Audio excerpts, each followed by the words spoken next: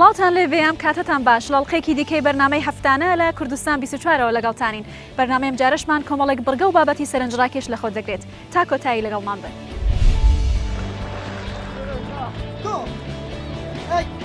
چەند نمایشێکی جوان لە هونەری وەرزشی تێکواندۆ پێشکەش دەکەن.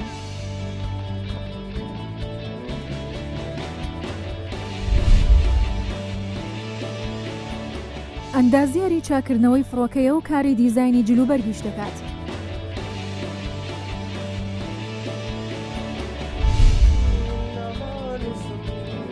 تایەفرۆشێک بە میوزیک و گۆرانی دڵی کڕیارەکانی خۆش دەکات. خولیای میوزیکم هەیە.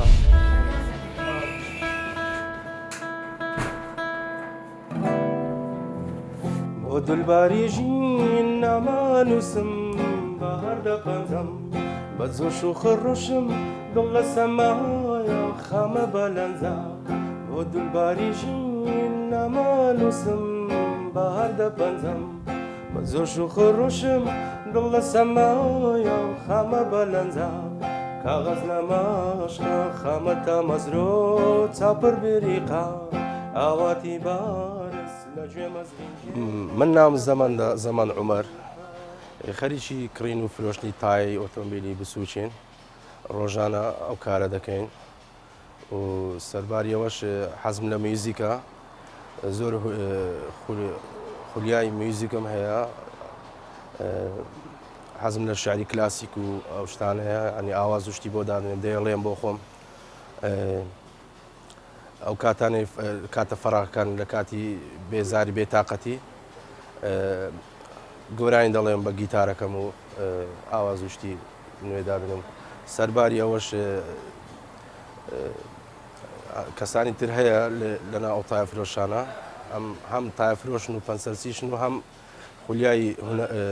گۆرانی وتن و میوزیک ژنی نوۆشتانێشیان هەیە زۆر جاریش ئێمە لە ژوورەوە کۆ دەبینەوە لەگەڵ برادەرەکانمان و لە کاتی فەراغ گۆرانی دەڵێن جاری وا هەیە مشتری دێ مشتریەکانیش ئەوانیش سەوتیان زۆر خۆشە لەگەڵ ئێمە گۆرانی دەڵێن ئێمە مۆزیکیان بۆ دەژەنین و هەروەها ئەوە دەبێتە هۆی سەرگرتنی معاملەکەش سۆنیەتی فێربوونی گیتاریش من زۆر حەزم لە ئامێری گیتار بوو ئامێرێکی گیتارم کڕی دواتر لە یوتیوب سەیری ڤیدیۆ شتیوام کرد منیش تەمرینم لەسەر کرد تەمرینم لەسەر کرد و بۆ ئەوەی بە جوانی فێرمەوە حەزش دەکەم بە ئەکادیمی فێرمم ڕۆژێک لە ڕۆژان ئیشاڵە هەوڵی بۆ دەدەم بۆ ئەوەی یارمەتی دەربێ بۆ هونەرەکەم و بۆ پێشخستنی هونەرەکەم ئەوەی کە بینیمان حەز و خولیای گەنجێکی شاری هەولێر بوو بۆ هونەر و هەروەها بەردەوامبوون لە کارەکەی زەمان بەبێ ئەوەی کلاسێکی مۆسیقای بینی بێت یا دەورێکی تایبەتی هەبێت بەڵام حەز و خولیای بۆ مۆسیقاوای لێ کردووە جاروبار بۆ پڕکردنەوەی کاتەکانی تەنیایی و هەندێک جاریش بۆ ئارامگرتن لەگەڵ مۆسیقا لە ژوورێکی بچکۆلانە لە دوکانەکەیدا مۆسیقا بژەنێت و ئاواز بۆ گۆرانی جوانەکان دابنێت. زاربیان تەپڵ ئامێرێکی کۆنی ناو ئامێرە میوزیکەکانە و لە کۆنەوە هونەرمەندانی بەناوبانگی ملی لەو ڕێگەوە خۆیان فێری گۆرانی گوتن کردووە لە شاری بۆکانی ڕۆژهەڵاتی کوردستانیش کە کۆمەڵێک هونەرمەندی ملی بەناوبانگی لێ هەڵکەوتووە کارگێکی دروستکردنی تەپڵ و زەربدانراوە ئەم کارگەیە بەرهەمەکانی خۆی بۆ ناوچەکانی دیکەی کوردستان و دەرەوەی کوردستانیش هەناردە دەکات.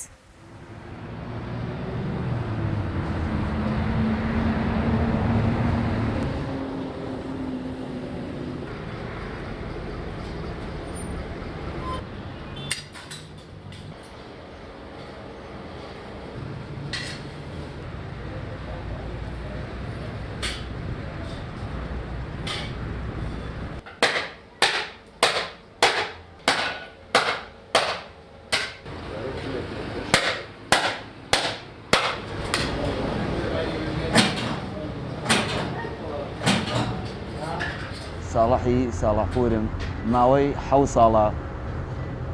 زەربی کوردی دروستەکەین ئەوەڵ کارێکە کردمان زەربی کوردی بوو لەگەڵ دۆسی بەڕێزم کاکەریم دانیشتین پێمان خۆش بوو کوردی زەربی کوردی هەڵسێنین هاتین کارگامان بەیەکەوە دروست کرد ماوەی 7 ساڵە کارگامانەیە 11 خانەوادە لێرە کارێکا کە مستەقیم لەم کارە نانەخوات یارێکیشمانە زیاتر پەرەی پێبین بۆ ئایندەمان کە زەربی کوردی لە هەموو وڵاتی کوردیە لە هەموو شوێنێکە ببێ. زەربی کوردی چەند ساڵێک بوو کە فەرامۆش کرا بوو. پێمان خۆش و کە حتا ئایندە ببێ زەربی کوردیش ببێت.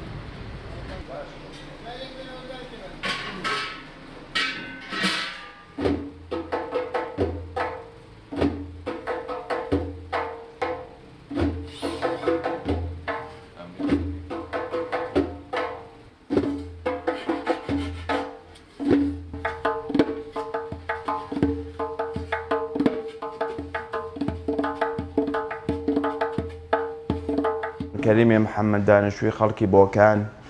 ماوەی 19 ساڵە خەریک سازفرۆشین 8 ساڵ 9 ساڵە بە سوورەتی حرفەیی خەریک زەربی کوردین. ئێمە حدودەن شەبانە ڕووز خەریکی ئەو کارین و مانگانە تەولیدمان 1000 دانە 900 دانەیە کە بۆ تەواوی مەناتقی کوردەواری بۆ تەواوی مەناتقی کوردەوار دەنێرین و سایمان کردووە کە هەمویان بە قیمەتەیەکی مناسب و کەیفیەتێکی زۆر باڵاوە ئیستفادەی لێ بکەن و بتوانن ساڵهای ساڵ ئەو شتەن لە ماڵەکەیاندا بمێنێتەوە.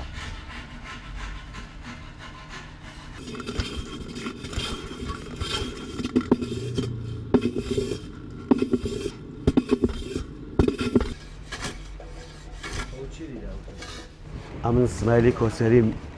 دانیشتووی شاری بۆکان ماوەی 35 ساڵە زەربی کوردی لێ دەدەم. زەربی کوردی 80 بۆ 90 ساڵ دەبێت لە کوردستانی خۆمان هاتۆتە نێو کوردستانەوە، بەڵام بەداخەوە ماوەی 20 ساڵ 25 ساڵ دەبێت زەربی کوردی کەمێک باوی نەماوە لە کوردستانی خۆمان. هیوادارم هەموو خەڵکی کوردستان منداڵەکان جوانەکان حتا ئەوانە کە تەمەنیان هەیە ئەوە چون شتێکی فۆلکلۆری کوردی خۆمانە پێمان خۆشە بێن فێری ئەو سازە کوردیە بن ئەلاقەیان پێبێ ئەو شتە لەبیر نەچێتەوە چۆن واقعانەی ڕەسەنی کوردەواری خۆمانە. زەربی کوردی حاڵ و هەوایەکی کەی هەیە بۆ هەڵپەرچێ و شایی خۆمان هیچ شتێک نابێتە زەربەکەی خۆمان. فارسەکان تومبەک لێ دەدەن، ئێمەش دەبێت زەربی کوردی لێدەین چون ئەو شتەی ئێمەیە. هەڵپەرچێ و شایەکانی کوردەواری خۆمان بە زەربی کوردی بەنایە بە زەربی کوردی دەگەڕێ یا بە دۆڵ و زۆرنا. بەداخەوە ئەلان ئەو ڕیتم و سایزێر و شتە کە هاتووە ئەو شتەی کەمێک کەمڕەنگ کردووە.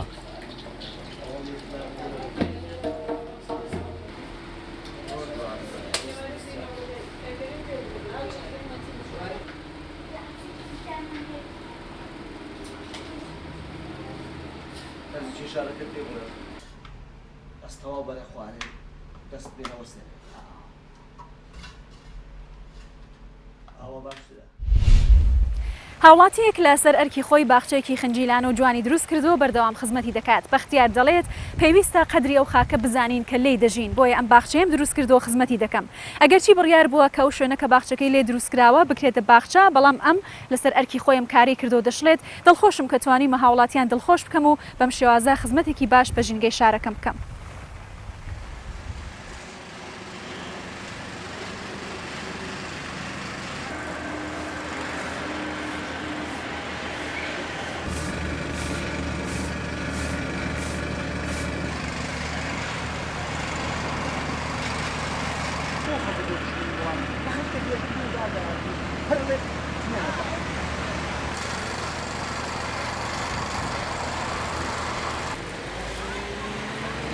ئێمە لەم شارە ئاژین کە وەختێکی تۆ لە شارێکە ژیای لە شوێنێکە ژیای من هەمیشە وا بیرم کردوتەوە کە لەم شارانە بێ ئەم شارەش حرمەتی لێ بگری لە هەر شوێنێکە لەم کوردستانە لە دەیەکبی حرمەتی لەو دیا هەیە لەم شارابی لە حرمەتت لەم شوێنایە بیرم لەوە کردەوە ئەمە تەمەنێکە بەڕاستی مێژووی ئەم وەردوگایە کە دروست بووە لێرە ئەمە دانراوە باخچە زروف هەر دێگەر ڕێگەی نەداوەم باخچەیە دروست کرێ منیش ماڵم لەم لێرایە بیرم لەوە کردو بۆ ئەبێ تۆ شتێک بتانی ئیشێ بکەی کە شتێک خزمەتی کۆمەلگا بکە ئەگەر بە درەختێکیش بێ پێغمبەر خوا سەفەرە لە بە درەختێکیش بێزانێت دنیا ئاخرە بێت ئەو درەختە بچێنە ئێمەنیش بتوانم کە شتێکم بۆ نەیچێنم با خەڵکێ سوودمەند بێت ژیان هەر بریتی نییە لە خۆت بۆ خۆت بژیت پێویستە شتێ بکەی با خەڵکانی سوودمەند بنلی با خەڵکێکی ئیسفادەکە لە ژینگەکەی تۆ بۆ ئینسان کە شتێک لە توانایە بۆ هەمومانە بێ قەدری ئەم خاکە بزانین حرمەتی ئەم خاکە بزانین ئێمە من هەمیشە وا بیرم کردوتەوە ئەگەر لە ماڵێکە عایلەیەکە چەند مناڵێکە بێ ئەگەر یارمەتی دەری باوکیان نەبن باوک هیچی پێ ناکرێت پیاوێکی سەرکەوتو نابێت دڵنیا بە چونکە بۆ فریا ناکەوێت ئێمە هەمومان لە وڵاتین کە هەمومان لە وڵاتانە بێ یارمەتی دەری حکومەتیش بین کاکە من بە درەختێ و بە درەختێ و بە درەختێ وەختێکە زانی ئەمە ئەرکێکی زۆر لە کۆڵی حکومەت کردو وڵاتیش جوان کرد داین تۆ هەمیشە نابێت چاوەڕوانی لە وڵاتانە کەس چاوەڕوانی دەستی حکومەت نییە هەمووی خۆت چاوەڕوانی دەستی نان پێیاکە بۆ خۆی ئێمەش نابێت لە وڵات هەمیشە چاوەڕوانکەین منیش بیرم لەوە کردووە کە شتێکی ئاوا دروست کەم و هەر خزمەتێ بە چواردەورەکەی خۆم کات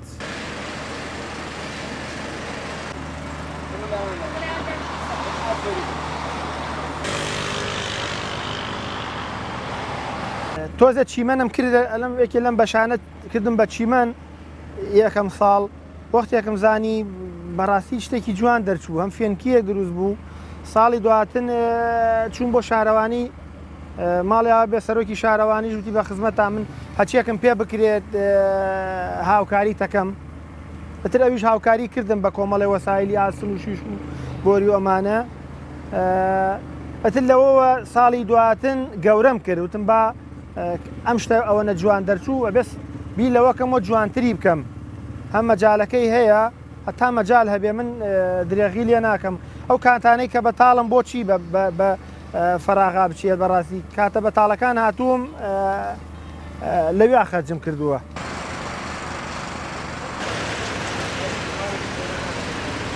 ئەم خانوانم بەبەستم لە دروستکردنی ئەم خانوانە دیارە هەمومان گەورە بووین لە لادێەوە گەورە بووین ژیان لە دادێەوە دەستی پێ کردووە حەزم کرد هەروەکو حرمەتێک بۆ لادیەکان حرمەتێ بۆ شتە ئاسارە کۆنانەی ئەمڕۆ ئەم خانوانە نین لە لادیا حەزم کرد ئەو خانوانە بۆ شکڵ کۆنە بمێنێتەوە چونکە لە بیر و زەینی ئەم مناڵانە کە ئێستەکە وردەوە دەتێنە دنیا ئەمە نەبووە نازانێ ئەمە چیە وازانێ ماخلۆقەیە نازانێ ئێمە لەو خانوانە گەورە بووین حەزم کرد ئەوە هەروەکو یادگاریەک ئەمانە دروستکەم هەروەکو لەبەرەوە شتە کۆنەکانمان هەمیشە گم نەبن و بە کۆتایی بێت و لە ناو بچێت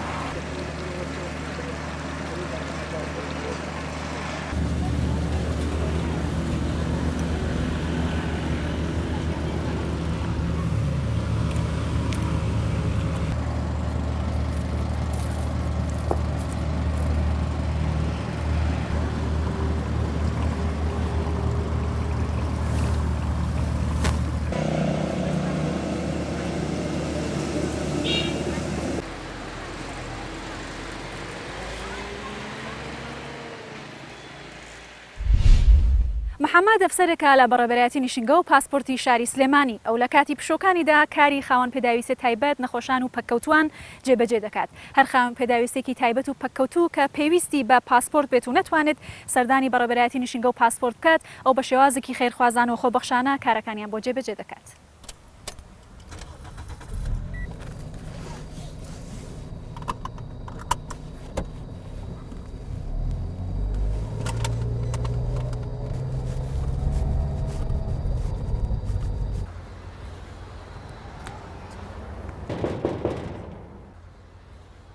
السلام عليكم شلونكم؟ عمو شلونك؟ خاله شلونك؟ الله يسلمك شلونك؟ ماوي صالح زاتر امي شاكين من لدوامي فرمي خومانه هڵاتی وەکو ئەمە ڕێزەکەی سەر ئێمە پێنجەمەمان لێ وەرگرتووە دوێ راپۆرتەکە ئەو راپۆرتە بەرزەکە بۆ عەمی سەلار بەربەری پاسپۆرت سلێمانی دەبێت ئێمە سەر حاڵتەکەکەین حاڵتەکە ینی کە پیاوێکی پیرێ ئەوەنە بیان خەسەخانە هیوا بیان ژنێکی قاچیشکا هەر کۆکارێکی هەبێ عەمی سەلار ئەنووسێ کە ئەم جیهازە دەرچی ئێمە کە دەرچی لە دوای فەرمی دەرچی لە دوای دوونیەوە دەرچین کە ئیشەکان ڕوودارەمان تەواو بێ کە دەرچم بە ساری خۆی شخصی خۆم دەرەچم بۆ هەر سەر نەخۆشە و خۆ باشیم خۆم سیارەکەی خۆمەوە ئەنتەرنێتەکە هەر خۆم ئینتەرنێتی خۆمم پێ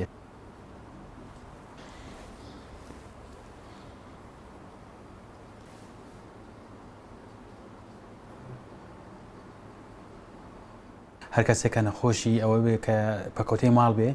هەیانە نەخۆشیان هەیە بە 4 کەسان ناگیرێ ناو ماڵەکە ئێمە بۆ نەخۆشان زۆرتر ڕۆین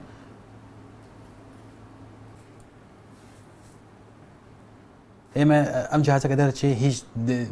دراوێک لە خەڵک وەرناگرین ئێمە بەخۆش بەخشانە ئێمە ئەوەی ئێمە کەیکەین خزمەتکردنە بە هاوڵاتیانی شارە سلێمانی خۆشەویست بۆ وەرگرتنی پاسپۆرت و سەفەرکردنیان و چارەسەرکردنیان ممنونين بارك الله فيك على الراس يا سلام الله يسلمك الله يسلمك الله يحفظك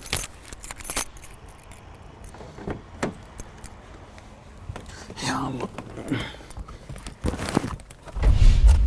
وەرزشی تێکواندۆ وەرزشێکی بەرگری کارانەیە کوڕان و کچانی کوردیشتوانیوانە تا ڕادێک لە وەرزشەدا سەرکەوتن بەدەست بهێنن ڕاهێنەرێکی تێکواندۆ لە شیلا دزێ بۆ مەشق و ڕاهێنان لە وەرزی هاویندا کەنار ڕووبارەکانی هەڵبژاردووە ئەو لەگەڵ وەرزشوانەکانی لە کەنار ڕووبارەکاندا جوڵۆ نمایشێکی سرنجڕاکێش لە وەرزشی تێکواندۆ ئەنجام دەدەن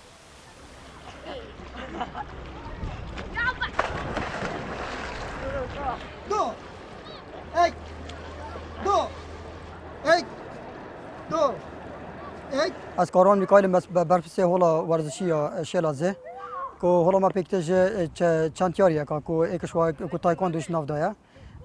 تایکواندو سر کو اول کما ایران اول چندی من ما با پیشکش کردینه ما هولا فکر بو گنج شلازه کو پیدوی بو اف هولا بیت فکر خاصه تایکواندو اف هولا ورزشی فنون قتاليه آرمان جمع وان جوریاری او کو ام بشین گروپا که نو شلازه داشته کن و نو شلازه نو پارزگاه دو که بشین قهرمانیان ده باشدار بینو و سرکف نو دست خوب بینیم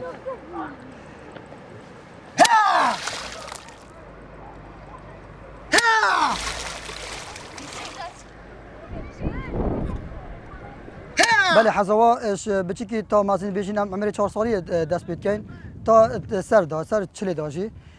حزوا جلك يا سر هي خاصة اگر يعني دي امكانياتي من مشيا في قاعده كمو وقت دست بيك ناحيه شلازه كو كمي كسب ما كو من اف جورا يا اينا شلازه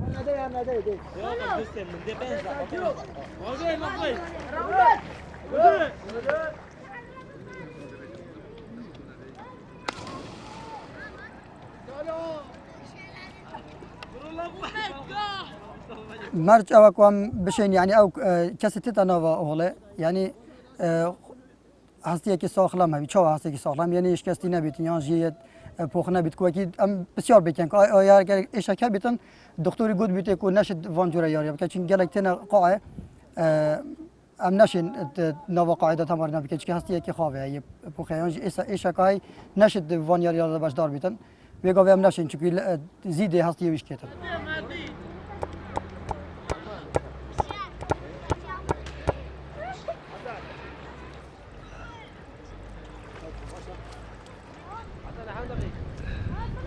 بله دست بکی ما مرحله هی وقت تایکواندو دی بیشین مرحله هی کوش قوی سپید دست بکی حتی یارش و قابل یاریزان تقریبا 2 سال حتی 3 سال تمارین بردام بکتن و 8 پومسی حرکت تایکواندو اینه که حرکت بو تاقی کردن تناب کارینان دیوید او کس 8 پومسی برکتن دا بشیتن قویش رج دست خوب بینید بردام 2 ساله یا 3 ساله بردام تمارین داده و دیشت قویش را دست خوب اینت بیده کاپتن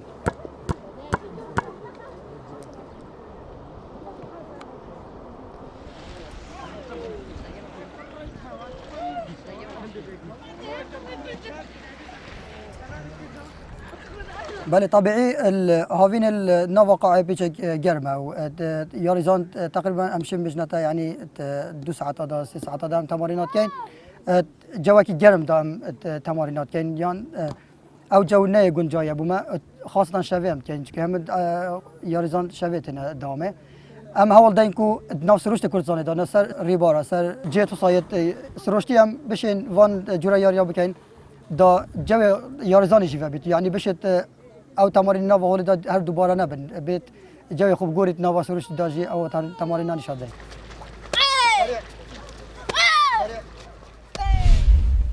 کچە کوردێکی ئەندازیاری چاکردنەوەی فڕۆکەیە و بەشی بزنسی خوێندووە کەچی خاوەن ستایلێکی جوانی جلوبەرگی کوردەواریشە ئەم کچە کوردەوەکو خۆی دەڵێت کە لە ڕابردوودا تەنیا پیاوانم کاریان کردووە بەڵام ئێستا هێز و ئیرادە دەتوانێت بربەستەکان تێک بشکێنێت و بۆ گەیشتن بە ئامانجەکانت یارمەتیت بدات ئەو کچە کوردە لە هەمان کاتدا خاوەن ستایلێکی جوانی جلوبەرگی نوێ و کۆنی کوردەواریە.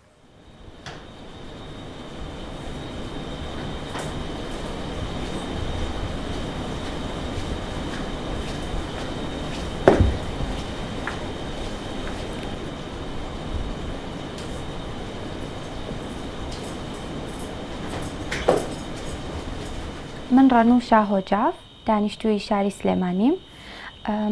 بەشی بزنسم تاڵ کردووە بزنس ئینفۆرمیشن مانجمنت و لە هەمان کاتایەکەم کچە کوردی ئەندازیاری چاکردنەوەی فڕۆکەم بڕیارممە ئەم بەشە هەڵبژێرم چونکە زانیم بەشێکی جیاوازە و غەریبە کە ئافرەتان بەشداری تیا بکەن وەکو هەموو زانیم پێشتر بەس پیاوان لەم مەجالەیە خۆیان بینیوەتەوانێ بەڵام من هەوڵم لەم بەشەیە بەشداری بکەم بۆ ئەوەی بتوانم دەرگای بکەم و بۆ ئافرەتانی تری کورد کە لە دوام و بەشداری لەم بەشەیە بکەنەوە. پێم ئەوترا ئەو مەجالە بۆ تۆ نابێت تۆ کچیت چۆن ڕۆیتە ئەو بەشەوە ئەمە ئیشی پیاوە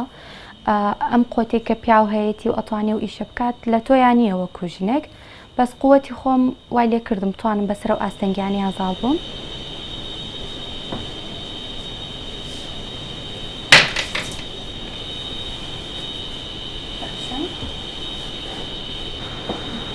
لە مناڵێەوە ئارەزوم لە کاری ئیشی دەستی هەبووە دەستڕەنگینیەکم هەرتیا هەبووە لە مناڵەوانێ زۆر جار پێڵاوەکانی خۆمیان جلەکانم کە بۆ دەرەوە لە بەرمە کرد جلە کوردیەکانم هەموو ئیشێکی دەستی خۆم مەکردە سەر بۆی لەگەڵ خەڵک جاب بێتەوە شتەکانم بۆی دایم ڕەفیق و برادەر تەشجیع ئەوەیان نەکردم کە ئەیان و تۆ ئەم شتە جواناناکەیت بۆچی ناهێڵی خەڵک بیبینێ بۆچی ناڵە خەڵکیش ئیسفادەی لێ بکات پیشانی خەڵکی بە هەر بۆیە بیرم کردەوانێ وەک یەکەم کەس ببمە خاوەنی یەکەم براندی کوردی بۆ گەلەبی و قەفتان و دەڕاعە من دیزاینیان ئەەکەم و خەیاتی تایبەت بە خۆمم هەیە کە بۆم ئەتورێت بۆ نمونە ئەمە یەکێک لە دیزاینەکانە قوماشی خاوم بەکارهێناوە و ئەمانە سیمە تێکەڵیم کردووە وەکو مانگێک و ئەگەر دیقەت بێ دیتەیڵێکی زۆر زۆری تایە ئەم پەراغانەی هەمووی هەر سیمەکان کردومەتەوە بە پرچ بەدەست و چەند شتێکی تاک و نایابم تێکەڵی کردووە من پارچەکان کە دروستیانەکەم بەوە خۆمجا کردوەوە لە هەر یەکێک لە دیزاینەرەکانی تر یاخود براندەکانی دیتر ئەوەی کە من پارچەکانم یەک دانە یان دوو دانێ زیاتر نییە چونکە کە قوماشەکانە کڕم ناڕۆم لە جێگەیەکی تایبەت بیکڕم هەر پارچەوەم لە شوێنێک هێناوە یەک پارچەی زۆر جوان و تاکی تا دروست دەکەم ئەو یەکە دائنێم ئیتر ئەوە نییە من هەموو کاتێمەوە دەکەم لەبەر دەسا بێت چەندانێکی زۆر بکەم واتە پرینسیپی ئیشەکی من بۆ جائبێتەوە کە پارچەکانم یەک دانە و زۆر تاک دەرەچێت و توانیمە لە زۆر پارچەکانیشم قوماشی کوردی خۆمان تێکەڵ بکەمەوانێ بە دیزاینەکانم بۆ نمونە ئەمە جامانەی پیاوانە کردومە بە گەلەبیەکی سادە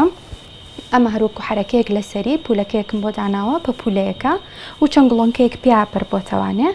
کە توانیمە ئیسفادە لە قوماشی کوردی بکەم بۆ ئەم دیزاینەیانم و کۆمەڵە دیزاینێکی تر کە لێرە دامناوە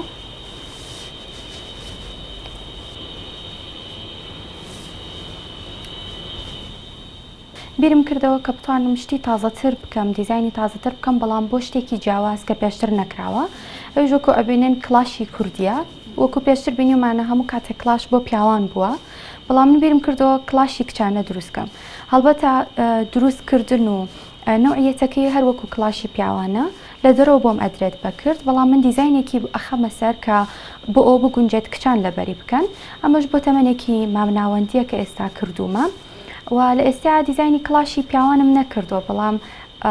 ئیشەڵا ئەگەر بزانم ئەویش داخوازی لەسرە ئەویش ئەەکەم بەڵام وەکو کلاشی کچانە ئێستاداوە کارێکی زۆری لەسرە خەڵک زۆر بەلایەنەوە جوانە. دیزایانی کلاشەکان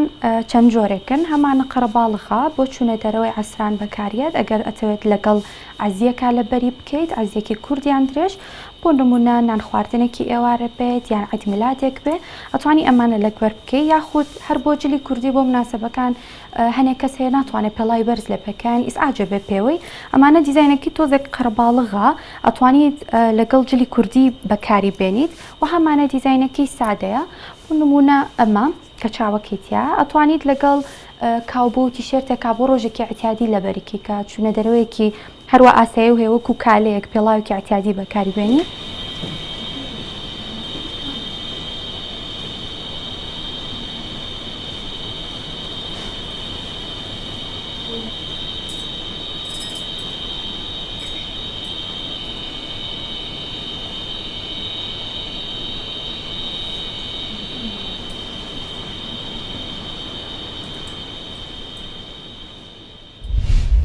لێرەدا هاتینە کۆتایی هەڵقەیەم جارەی بەرنامەی هەفتانە تا پێگەیشتنەوەیکی تر هەر شاد و بەختەوەر بن.